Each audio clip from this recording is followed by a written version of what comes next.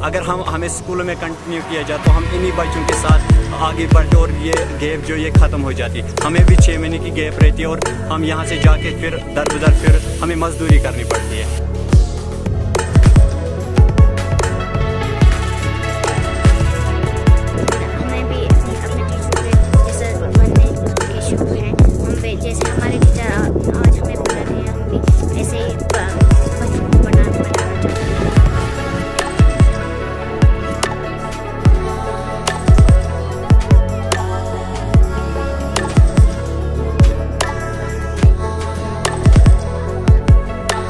जो यहाँ पे मोबाइल स्कूल हमारे यहाँ है, तकरीबन 15 सेंटर यहाँ दोसमोदान, हफास, पायल पात्री, कदलबल, लड़बल, कट्ठा, गुजर बहर, नागी बल, खालकट, 15 सेंटर तकरीबन 250 बच्चों का रोल है यहाँ। ये जो यहाँ 6 महीने तक यहाँ पढ़ते हैं, लेकिन जो मोबाइल स्कूल में फैसिलिटी होनी चाहिए थी वो फैसिलिटी यहाँ नहीं है।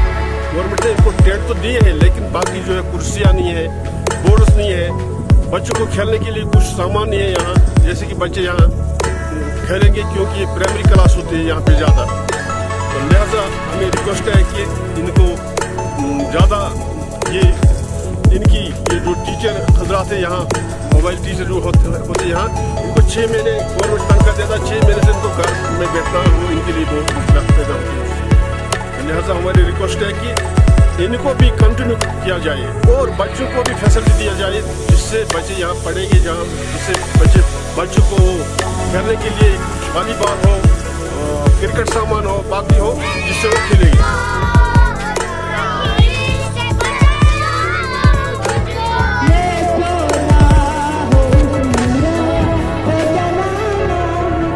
हम 6 महीने यहाँ पे रहते हैं।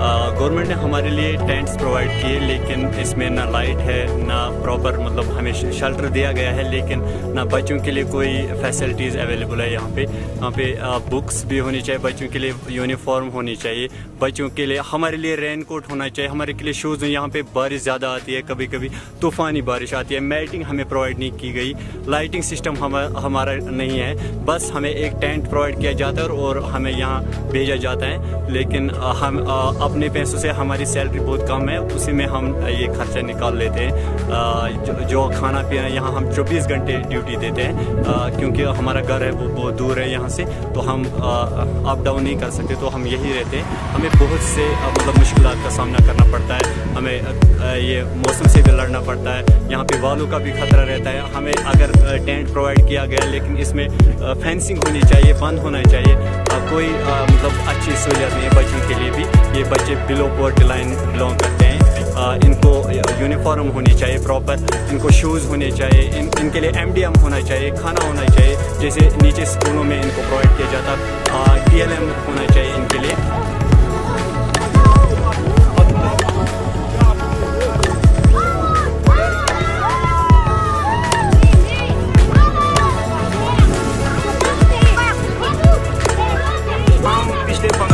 इस दोसमोदान पार्क में आ रहे हैं बच्चों को पढ़ाने।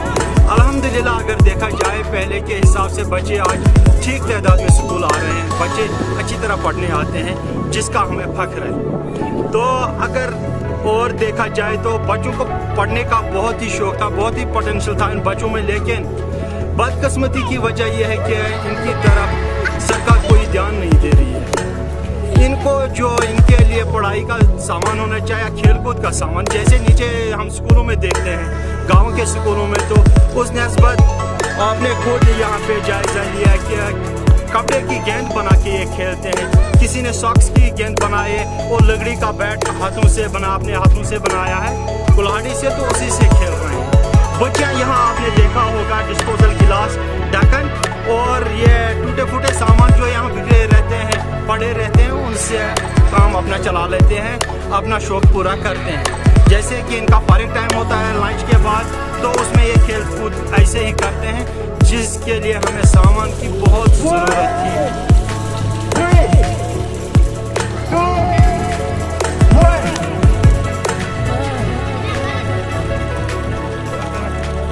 बॉल नहीं है, बच्चों को खेलने के लिए कुछ सामान नहीं है, वर्क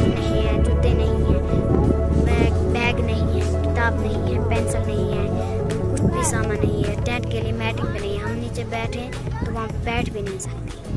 हम मई में यहाँ पे आते हैं 6 महीने के लिए।